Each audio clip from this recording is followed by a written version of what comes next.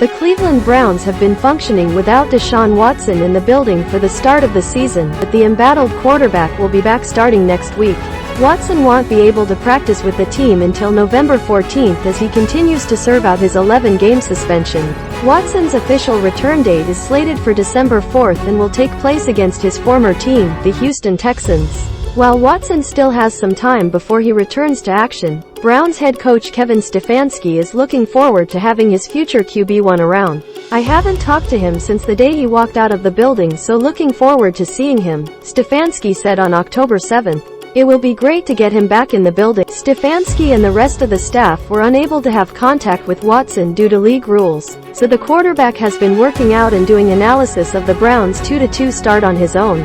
It will take some time for Watson to knock off the rust, which was fairly visible in his only preseason action against the Jaguars. He played just 3 possessions without many of the team's starters but notched just 7 yards on 1 of 5 passing. Watson did not play a snap last season with the Texans as his legal case unfolded.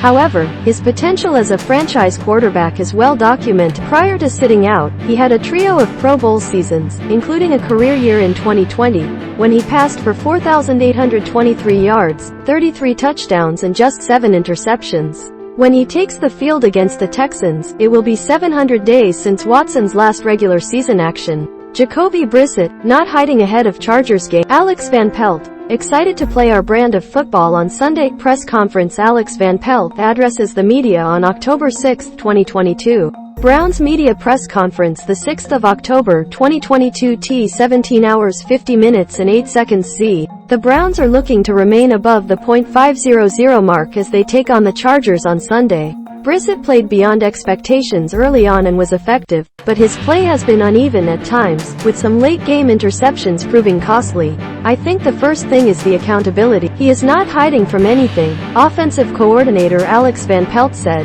"He understands he has to play better in those situations, the ones you mentioned, and I know he will moving forward. I don't ever worry about Jacoby." The Browns signed Brissett shortly after executing the blockbuster trade for Watson with the clear expectation that he would be seeing some action.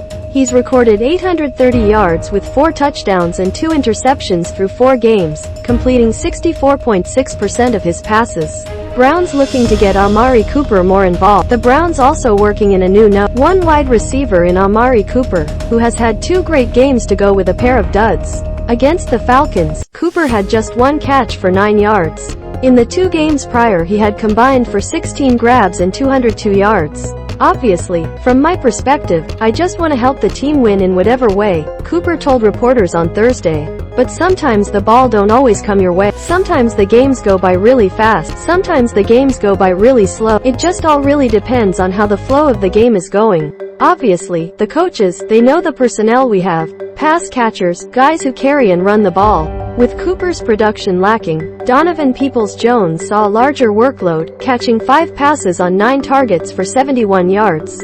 That performance came after he caught just 1 pass in the 2 weeks prior, so the Browns will be looking for a more even performance overall from their receivers.